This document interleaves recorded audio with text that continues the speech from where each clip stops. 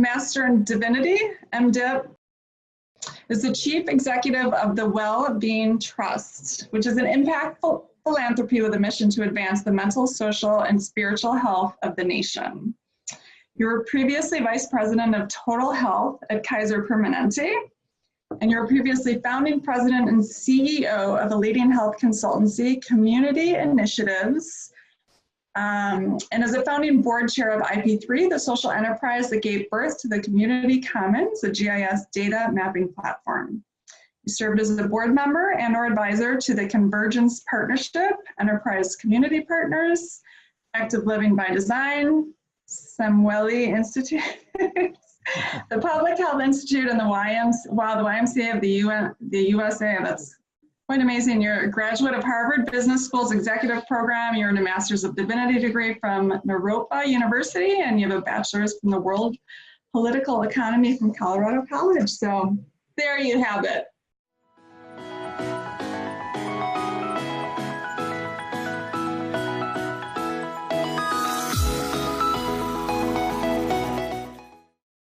Thank you so much. I met you in London, and it's just been a journey, and yeah, so grateful to have you here talking with us today. Well, thank you for such a beautiful introduction and to what you and colleagues have put together on perhaps one of the very most important conversations for the world of our lifetimes. And so really thrilled to be here and to bring whatever learning and questions that I have to this dialogue about what can and must be done and how we must rise as leaders to this challenge of our lifetime.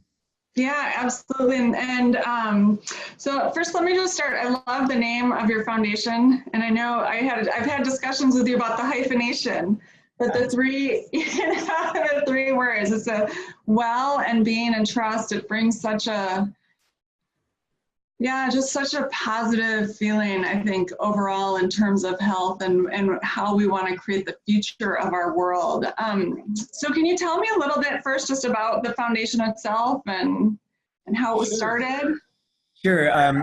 It starts, the story, even though our foundation is only 2 years old, the story of what led to the foundation started 160 years ago when a group of women religious left France on a boat with a couple $100 in today's money in their hands and came to the United States to found what is now the Providence St. Joseph Health System. And so they left to do the healing work of Jesus for the poor and vulnerable, and they built orphanages and schools and health systems, and their modest early investment is now running a $26 billion health system. So there aren't many big organizations like that were founded by a group of women 160 years ago, but that's the core of this work. And while we were founded as a secular philanthropy, the Providence St. Joseph Health System and these women religious are the ones who made it possible for money to be moved out of the corpus of this faith-based health system into a secular nonprofit with the mission to advance the mental, social, and spiritual health of the country.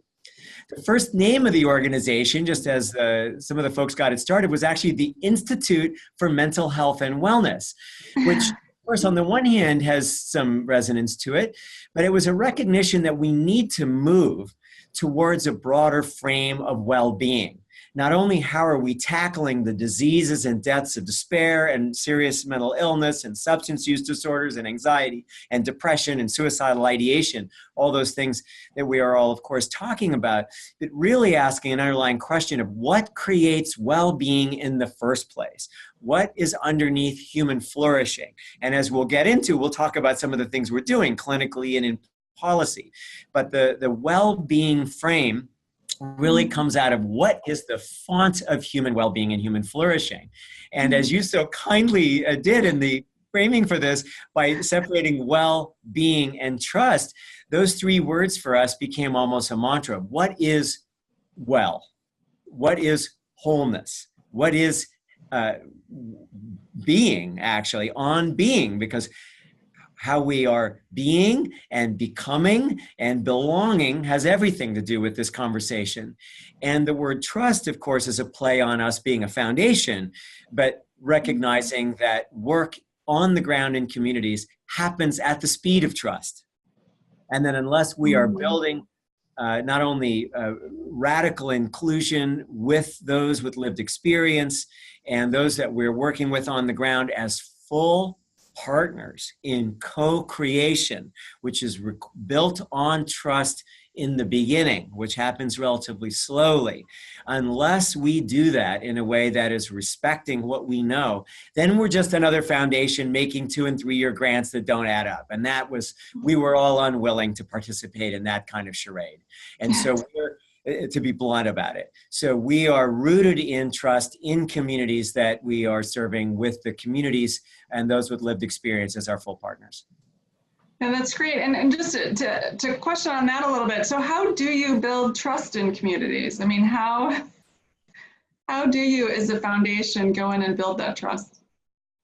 It's a really good question. And part of me wants to just take a deep breath and ask the question, how do we build trust anywhere, anyhow?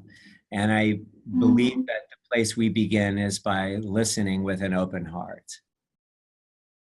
And so when we sort of get past being a fancy foundation and past all of our institutions and dollars and grant making, we're human beings that are in our best operating with respect. And one of the things I love about respect is what the word actually means in English: respect, to look again. And that when we listen with new ears, and we look with new eyes, and we begin with humility, I think that an opportunity for trust to rise occurs.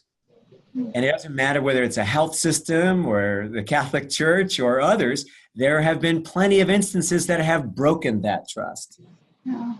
And philanthropy has also been part of breaking that trust in general over time. As have governments, and many of us, particularly those of us with privilege, have done things that break trust. And so we've been trying to listen with respect, to find ourselves in a co-creative partnership as a place of beginning and listening. And I think another aspect of that, besides listening, is an asset-based approach, which is recognizing that everything we need already exists in the communities, and that the people that we are hopefully wanting to benefit are co-producers with us of that process. They are not consumers of some grant, but actually co-producers of well-being in the first place. So a massive rootedness in assets and that community and those with lived experience and those that are struggling are very much at solution and at cause as a place of beginning. Yeah, no, that makes sense. And we heard from the World Dignity Project earlier that we did some research, or they did some research, and the response is people just want to feel heard and feel valued and seen and loved. I remember when I first had the opportunity to experience Archbishop Desmond Tutu came to my town in Colorado, and our kids were little, and we all got to go hear him. And he was asked a question about, why did the Truth and Reconciliation Commission work? Why was it so transformative? And he made the point, Catherine, that you just said so beautifully. He said, because the most important human need is to be heard. Yeah, I get the chills when I hear you say that, but absolutely. Absolutely. So it's, the work, just amazing. So tell me a little bit, let's go to how you got involved in this.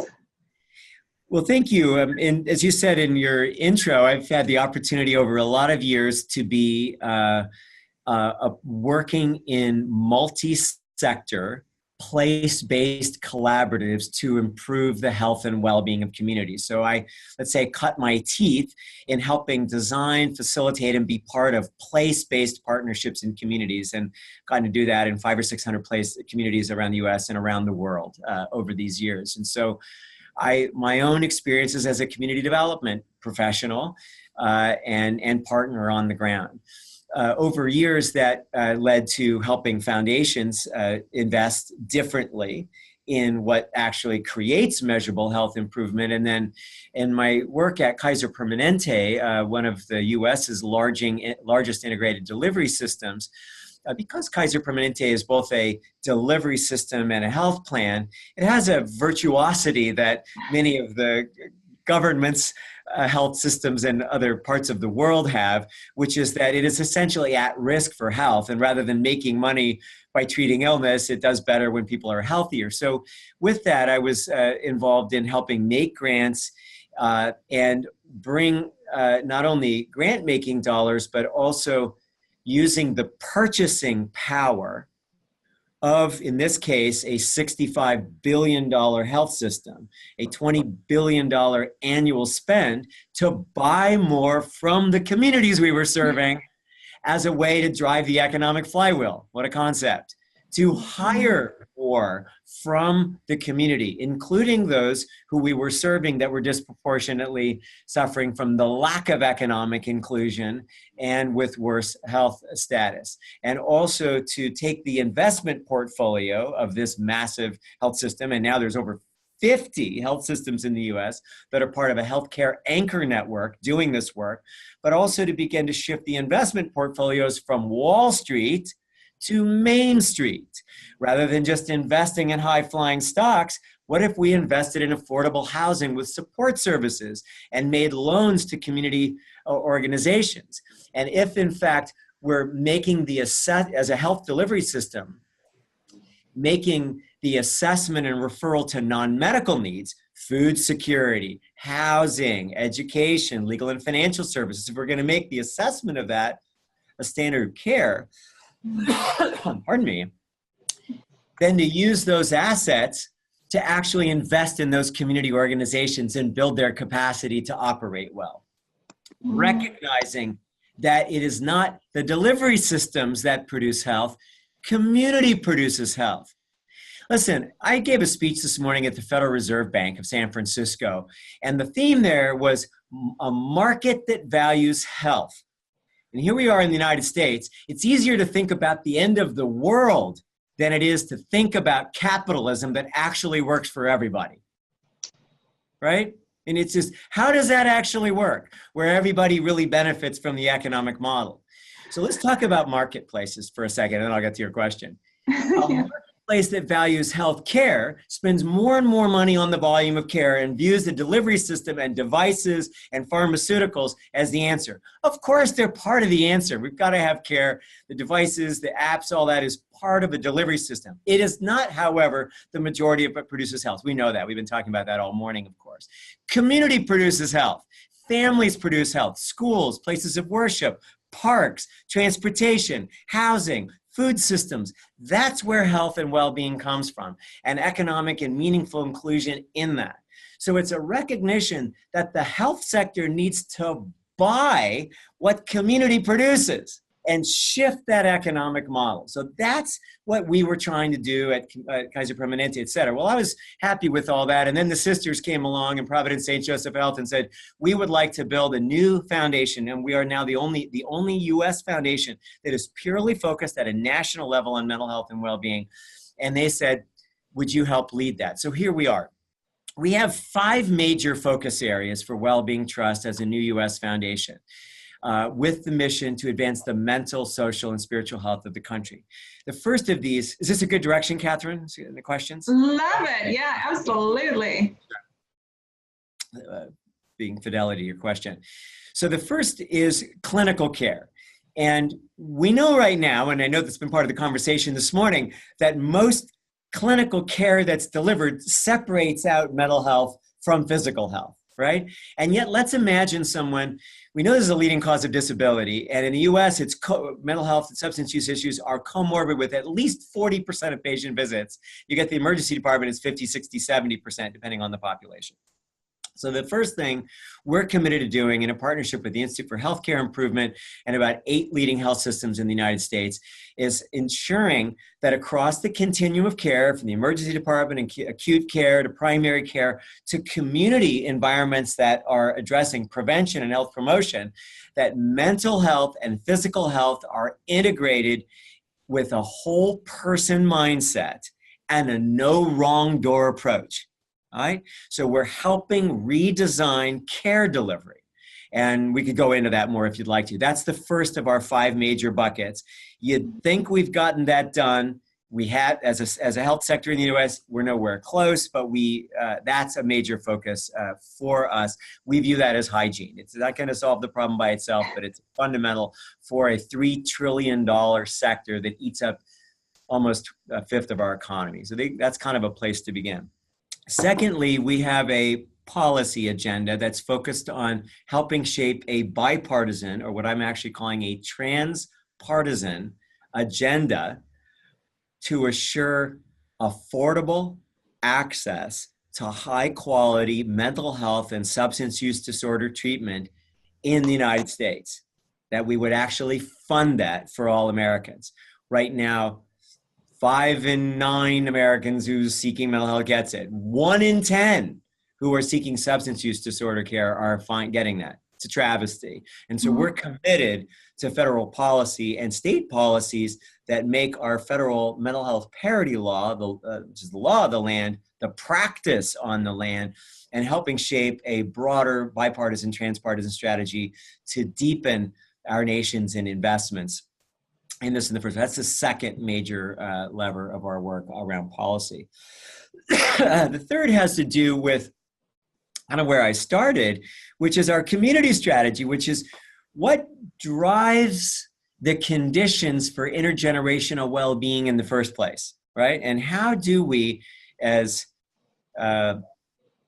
elected leaders, as community residents, as people working in food systems and housing and transportation and early childhood and so forth, how are we assuring that our communities, like my mentor James Rouse used to say, that communities are gardens to grow people in? And so we're asking this question, does every child born today have a potentiation pathway, a pathway to her or his flourishing? Right? Such that, does mom have the supports she needs to have a healthy, stress-free birth? Is her refrigerator full with healthy foods? Is her environment safe, not only from an intimate partner violence, from some safety in the neighborhood, et cetera, that would make sure that she's able to give a healthy birth?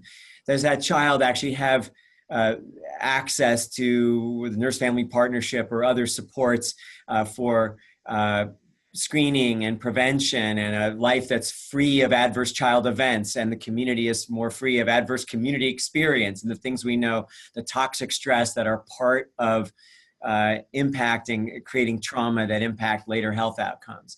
And then affordable housing with support services, transportation that allows people to not only access care, but access work and school and recreation and parks, et cetera, and access to environment and nature, not as one-off projects, but actually as an environments that are conducive. And so working with the National Committee on Vital Health Statistics and a force called Wellbeing the Nation, we're helping shape a much broader measurement system around what well-being looks like and what creates more well-being adjusted life years as an actual metric. And then working with dozens of communities and dozens of US policy organizations across those different vital conditions that I was naming, housing and transportation and civic muscle and healthy environments, et cetera, essentially lifting up an investment and policy strategy for well-being in the nation. In other words, what works? What do we know that we need to move into becoming standard practice everywhere and spread and scale it, not just a bunch of one-offs and short-term grants with cool projects, but that this becomes actually the way that we do things in the US. And we believe that the kind of pragmatism we see on the ground in communities, the sort of get it done, that is true in more conservative or red communities, or just as true in more progressive liberal or blue communities, as we would say, or rural or urban, that there's much agreement about what it takes to do that kind of thing right all across our big diverse nation.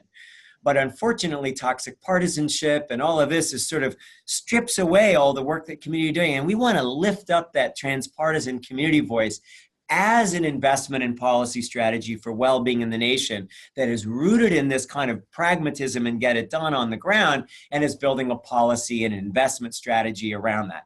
That's what our community strategy is looking at, rooted in the community experience, lifting up what works and building a national agenda around that. That's our community strategy. We're also focused a lot on changing the conversation with tweens and teens and making it safe to talk about anxiety, making it safe to talk about depression, make it safe to talk about suicidal ideation. Catherine, as you know, I finally have my casts off. You haven't seen me without a cast for a long time. I know, you're typing again. Bicycle crash of all things a while ago. It's not a big deal for me to talk about my broken arms, right? Yeah. How about my broken heart? Or the part of me that has days of depression or days of anxiety, right? Or anyone else that experiences that. How do we make it more safe to out ourselves and find places to talk about that? This is our focus with tweens and teens, partnering with iHeartMedia. We've been training DJs to play music at drive time and open the conversation with young people, maybe when they're in the car with their parents, to make it okay to say, hey, this is what I'm feeling and maybe I need some help. Or if my friend is struggling, how do I show up for my friend with active listening and caring so that I can be there for them as a fellow teenager to another teenager? How do we? So we've been really doing that. And then to take youth lived experience and their experience of being there for each other and apply it to activism. And there you see now the virtuosity of if we're lifting up local, state, and federal policies and engaging young people and getting help and supporting each other, but to also use our democracy to have young people bring that lived experience and tempered by fire and their own ways of making it through to drive that policy flywheel. And that's really a big part of what we're doing with Wellbeing Trust. A modest foundation, making grants, making investments, doing convening, but really trying to build a social movement that is distributed leadership across the country, where people of all walks of life say, I have a way to be part of the solution in my home, in my school, in my place of worship, in my workplace, in my neighborhood. I can be part of that solution. Because until we learn to turn to one another and do this work for and with ourselves, we're never going to get there through more psychiatrists and psychologists, although we know we need more access to this through digital health and some of the apps like what we were just showing with Leith and others. We know all of that's important, but we really need to begin by turning to one another and have this social movement be rooted up out of our own work, turning to one another, engaging in our communities. And that's what it's going to take to really turn the tide of diseases and deaths of despair in the US that are rates of doubling in our country and are now in the third year of creating shorter lifespans after over a century of increasing lifespans. This is now shortening lifespans for Americans. Mm-hmm. Yeah, and that's a big thing to take in. It's a big reversal. So yeah, all of the collective work that everyone's doing in this space is so important because we can't continue in that direction. It's most civilizations. This is a global conversation, right? People around the world are in this conversation, and we've seen civilizations from Central Asia and the Middle East and Europe come and go. Most last about 200 years, 250 years. The United States will be 250 years old in 7 years, and we are in a decline of lifespan. We will either turn that around. Homeland security in the US isn't just TSA and our security strategies. It's how are we doing with our own people, with love and compassion and paying attention. That is going to be the determinant of whether the United States actually gets to have more flourishing, or whether we start to go the way of most empires that are a little overblown. And then we know the price of that as they collapse under their own might, on their own watch. Yeah. So when you look at all of the projects, and I mean, those are 5 massive, areas, and so much work to be done really in each one of those. What do you see as your lowest hanging fruit and things that people can get engaged with now that can really start impacting change and through your experience? Well, I just got done writing the cover letter for our 2018 board report, and I'm going to start with what's there. You'll get to see that in a few weeks, but which I already sort of mentioned, which is turning to one another. I got to spend the last week with my brother and sister. My father passed 9 months ago, and we're all still grieving, right, his loss. And even though I'm almost 60 years old and we're all adults and he had a full life, we are in a process of grief. We have a lot of substance use disorders in our extended family. We have mental health issues in our family. And we took the time over this last week to turn to one another out of our grief, out of the struggles that we each have in our own well-being and extended family have, and our kids and other parents and our big extended family. And I believe the role we can all play, even those of us that are professionals on here with a suit and tie or a dress, and we're all got our big fancy jobs. Job one is human being turning to one another, and that's accessible to all of us. So I ask myself is, how do I soften? I'm not really sure why I crashed my bike and broke both my arms and ended up face first in the streets of Oakland crying as I broke my arms, but I do know that it has increased my own sense of vulnerability. And one of the gifts during this time for me and my own privilege is just to feel even more, even more, even more. And that is my teaching to myself. And I guess that's why I want to bring that out. That's something we can all do, is how do we soften to hear the voices and listen to another and have the courage to find our own voice when we need help from another person. And so that's job one. And that's our birthright. We all can, we all have times of need. And His Holiness Dalai Lama has said we are all needing to be needed. And so the healing begins with us, with each other, by turning to one another. That's job one. And the second is, where do you show up all day? Maybe you're a homemaker at home and you've got your kids' friends or your neighbors or seniors, right? Where are you? Some of us are in school settings. Some of us are in work settings. Some of us have faith settings or neighborhood settings. And we can make it safe to talk about those issues there. So we can intimately turn to friends and family, and we can use those places that we show up every day. However, there is a special complicity for those of us who have professional jobs in this field, who make grants, who know that our 2- and 3-year grants that don't add up, that when we know they don't add up to population level impacts, it is unethical to continue behaving as if they do. So I don't want to be hyperbolic here, but there's a special place in hell, I think, for those professionals who go on about our grant making and our academics and all that without recognizing what it actually takes to have a population level impact. So all of us turn to one another.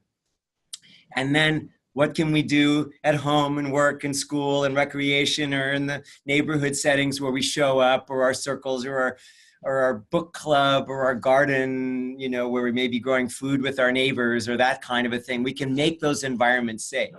But those of us who have a professional jobs have to shift the conversation to ensure that the practices that we are advancing in our organizations, organizational practices, and the public policies that we are advancing, and the uses of capital markets, and I mean in the US, the $6 trillion that are on the sidelines right now and could be brought to bear, that there is enough reach, intensity, and duration, or what we call dose, in the strategies that we're doing to have a population level impact.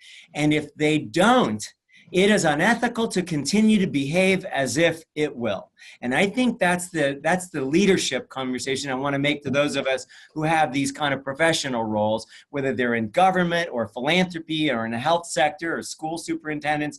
We need to be advocates for enough reach, intensity, and duration, depth, and strength to go all the way for a population level impact that works for everyone, not just the privileged, but the poor and vulnerable among us. And I'm saying that because it's what I believe in, but it's also what the sisters said, is that this is for those who are the most struggling. And if we are not paying attention to everyone, where all means all, I think we're really missing the boat. So that's my sense about where we begin.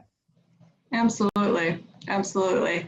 I wanted to ask you quickly, I know we're almost out of time, but I want to ask you, before I ask you about hope, how religion, and this maybe can't be in a minute, but how you deal with the religion and spirituality. For me, my spirituality has been a big part of my recovery and my mental health journey. And how, with your foundation, how do you see that play out?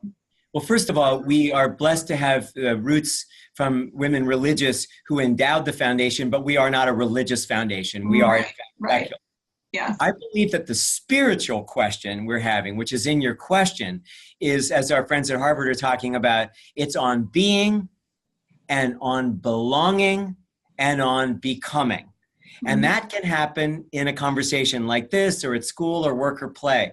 I think we're challenged by the religious institutions in so many cases not feeling relevant to so many of us, is where does that happen? That used to happen historically. We actually see it happening for the most part in very healthy ways in the Islamic community right now as it tries to embrace the tragic shooting, right? So we can see our religious communities work beautifully often to try and be that healing place. But for many of us, those structures don't hold the way they need to. So we need to be finding, how do we have sacred conversations of significance, where, just as you talked about your own recovery, and I'm thinking about my own, that we humble ourselves to something greater than ourselves. Yeah. If our identity is rooted in ourselves, we're stuck in an ego thing, and no wonder we overeat and we overconsume stuff and we consume substances and we try and do absolutely everything to fill the gap within us. No wonder we're dying of diseases and deaths of despair, because we have forgotten who we are. A part of this earth, a living organism, and who we are with each other. We are each other. And when we other each other, and when we don't welcome each other, we are doing violence. Violence is not just the shooting. Violence is othering another person. So this spiritual question is at the root of mental health and well-being, and it's about how do we welcome and belong, and everybody is in, and to love one another as ourselves. Not like some golden rule, tit for tat, transactionally, as ourselves. That's who we are with each other. And when we are rooted in that identity, we'll begin to heal. Absolutely. Yes, absolutely. So what brings you the most hope as you look at the space and look at our future?